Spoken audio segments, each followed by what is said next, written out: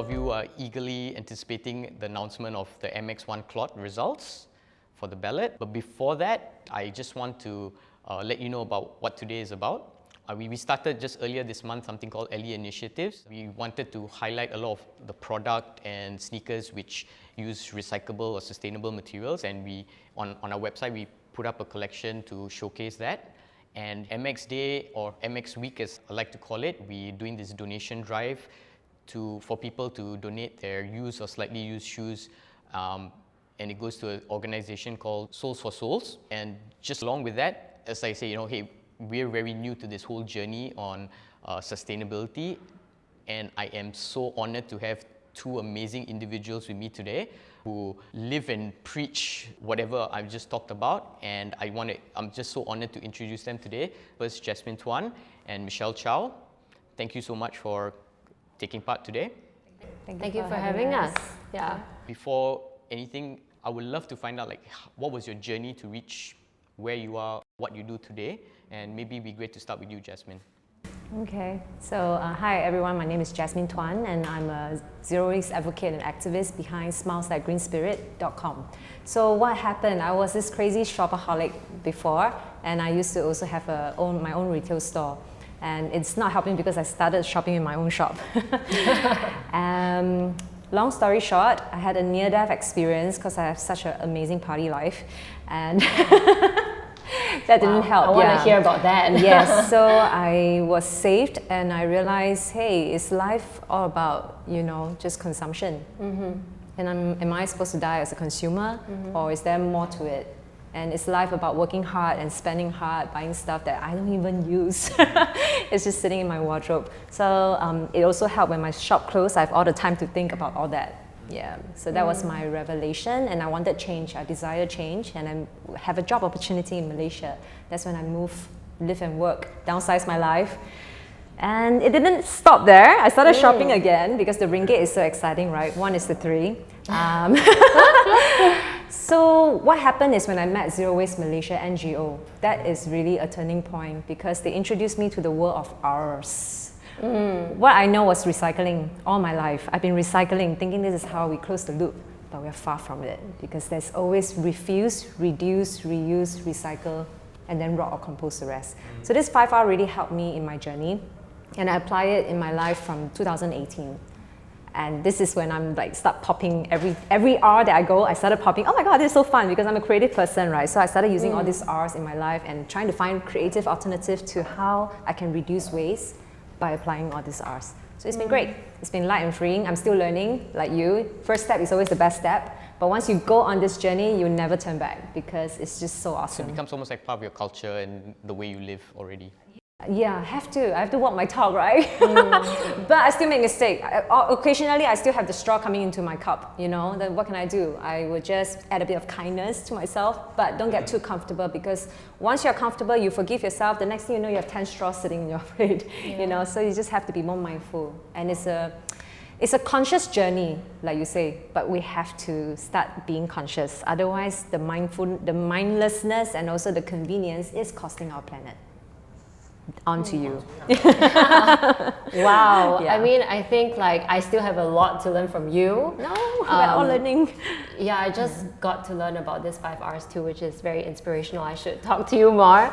But just a little bit more about myself. Hi everyone, I'm Michelle, and I'm the founder of Pass It On, which is a sustainable lifestyle brand. And our key product is actually this plantable candles, where after you use the candles, you can actually repurpose it into a planter. So you can start growing your own wildflower and basil and sesame in that pot. So why I started that brand was also quite a big shift in my career. Have always been in fashion and marketing. And I also moved to Shanghai, another country, to work in advertising for 6 years. And after that, I was very gung-ho, as with any millennial, I think, in our age, we all want to start our own thing. And I started a startup in fashion retail. And that was the turning point in my life because I was chasing after success and fame. And I think a lot of millennials actually can resonate with that. I think in our generation, we all want to chase after this like fuzzy definition of success. And then, of course, it failed after 1.5 years of trying really hard. And when it failed, I felt really devastated. I took a year off, and I was just like traveling around. And so one of my trips was actually to Great Barrier Reef, where I was doing a lot of research, and I wanted to dive in a place where it's like really preserved and conserved, so that I see the full like, you know, natural state of the coral reefs. And it was during that trip that it suddenly hit me that, what am I doing with my life? And it's just that connection with nature, you know, it really opens up your mind. And it was not because like of how devastating the coral reefs were. Actually, in like quite the reverse, it was because the coral reefs were so beautiful. For the first time, I was swimming with like reef sharks, with octopus, with starfish, with turtles, and there was so much biodiversity and wildlife. And I'm like, wow, you know, this is what life should be about preserving our planet. And because prior to that, I did some research, and I realized that why I chose to even go there was because the rest of the Great Barrier Reef were all dying in a sense. All the corals were bleaching, which is essentially like them becoming like white and losing its life. And then it hit me like, oh my gosh, like only 10% of this Great Barrier Reef is left intact. So that was a very big revelation for me, and I felt like I wanted to learn more.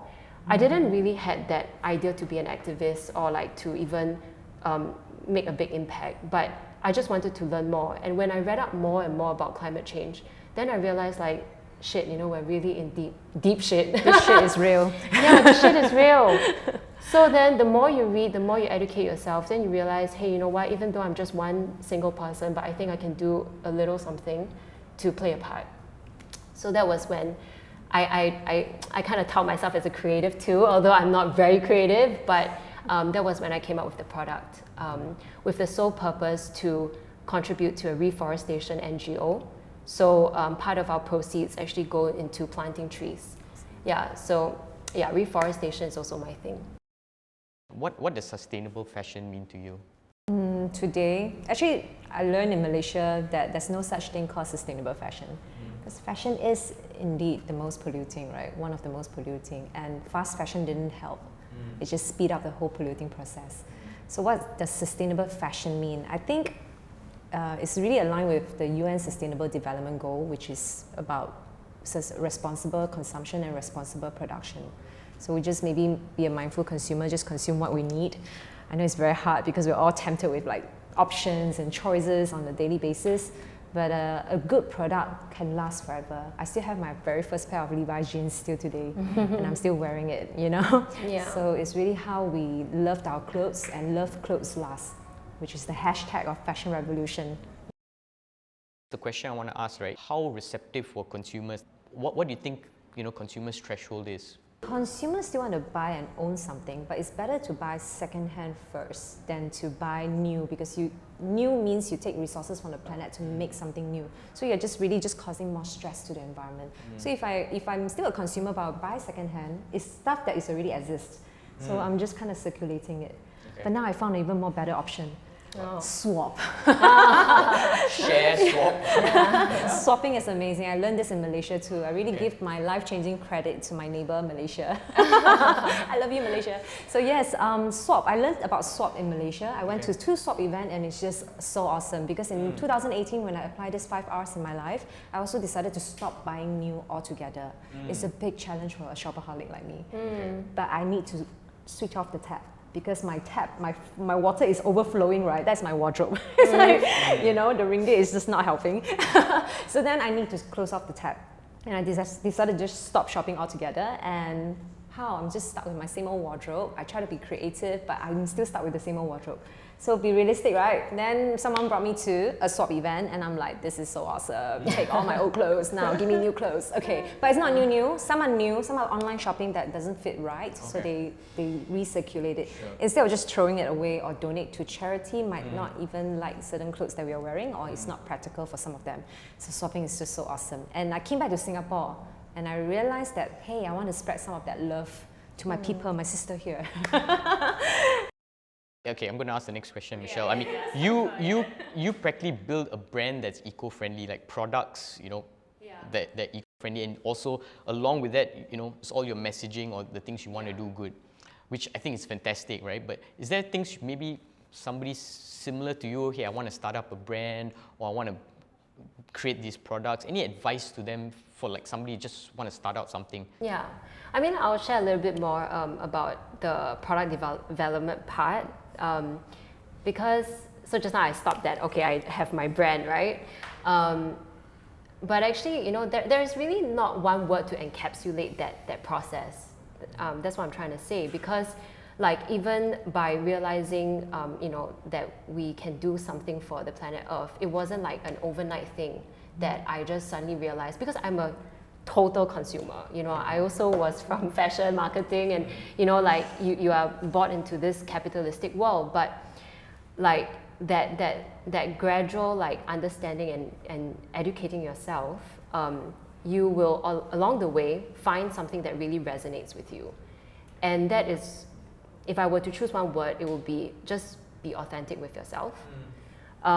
So like while I was reading, I wasn't sure which direction I was going to go, because like, I mean, to do something about climate change, it can be from so many different ways, which is also the beauty of it, because everybody can have different interpretation of how you want to do your sustainable journey. But I think the key thing is to first educate yourself. Just read more, be more open to what is really happening. Don't brush it aside and think like climate change is a farce. It's not. It's here to stay unless we do something about it.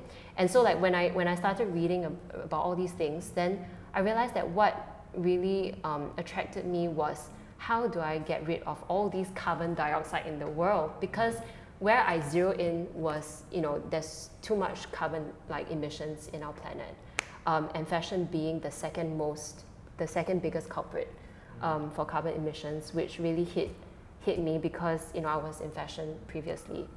So I felt like carbon emission was the ultimate evil that I wanted to tackle.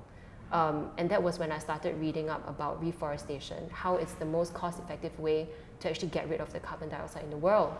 So then I thought, okay, sounds very big and like scary, and it seems like I can't do anything about it. Then I was thinking, okay, why don't I just research on an NGO who's doing very good work for reforestation to reduce carbon emissions.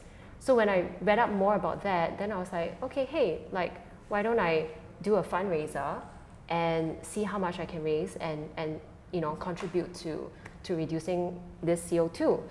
And then it was, so actually Pass It On started out as a fundraiser on Kickstarter. How did that do? So it was 5 times my funding goal. Wow. Yeah, so I was so like happy and like, so encouraged, because it's like, it's not just me who realized that we need to do something. Like we're actually, there are actually other people who are... I think what keeps me positive, and I want to hear from you guys, is I think how receptive the new generation is. Yes. I'm saying that because I have a daughter. They're so conscious at such a young age. It's just really positive that they know that they want to make it part of their lives. Whether it's my daughter's carrying a metal straw, small things like that, right? And I don't remember thinking about all these things as a kid, right? So I don't know, what do you feel about this new generation? I think also because like, the young people, they are so, information is so readily available, right? Yes. And it's so accessible. And which is also why like, for our generation, we can really do a part to spread the message, because it's these young people who are reading all the Instagram, right? Whatever that you put out there. And even if we are not perfect yet, I think all of us are also in a journey. Yeah. But as long as we bring like that message across, then the young people would be like, hey, I can do something about it. And they have positive affirmation. I think that's, you encapsulate it perfectly. I mean, none of us are perfect. Everybody can do a part. And even you mentioned, there's still a lot more you can do, right? And brings me, to the next question. How about in your personal life? Small things that can make a change. I think the key word is to start. And what really helps me in my journey is the 5R principle, which is refuse, reduce, reuse, recycle, and rot. For me, I think I'm just relatively a bit more like normal, logical. So what I do actually, I mean, after you, like you said, right, you have to walk the talk, right? And also because you have so much like information in your brain now, then you feel like, okay, I can do something at my home. So the first thing that I did when I moved back to Singapore was to make sure I have an extra bin That's all I did. Yeah, I mean, like, because in China, surprisingly, we actually sort our waste. So when I came back to Singapore, I was very surprised that Singapore hasn't even started like a sorting of waste like habit. I saw my waist Yeah. 20 years ago. Oh, that's so good. Yeah, I'm still slow in the game. But so the first thing I did was to get an extra bin and a nice one, because obviously I'm still a consumer. So I got a nice one from IKEA, which would motivate me to put like my recyclables in. So little things like, you know, a lot of people actually don't realize you have so many recyclables at home. But little things like, you know, when you eat fruits, you eat like grapes in that container can be recycled, that plastic thing. Or like the you know, the tissue box, or like your toilet roll, you know, like there's actually a lot of things around you. And once you start identifying one, you realize you can identify a lot. Then you just slowly, step by step. Yeah. So that's what I started. For clothing wise, I mean, I subconsciously just stopped shopping, but it's a process lah. I think also because my wardrobe is quite big lah. Yeah. So I mean, but then I adopted this thinking of capsule wardrobe, right? So you edit what you think you will always wear, and I gave away quite a lot also. But you just have your key classic pieces, and then you mix and match, and you invest in like quality pieces rather than like, you know, your fast fashion pieces. Exact. Yeah. So so little like things that you can do at home, from like your kitchen to your bathroom to your wardrobe, step by step. That's what I would advise people to do. Everybody's just waiting. They probably want us to stop talking because everybody is For just the waiting for the announcement of the winners of the shoe consumerism. Michelle is wearing, right? And you want to do a bit of modeling there. That's it. That's it from me. Thank you again, both of you. And watch the credits for the winners. Thank you. Thanks, guys. Out. Out.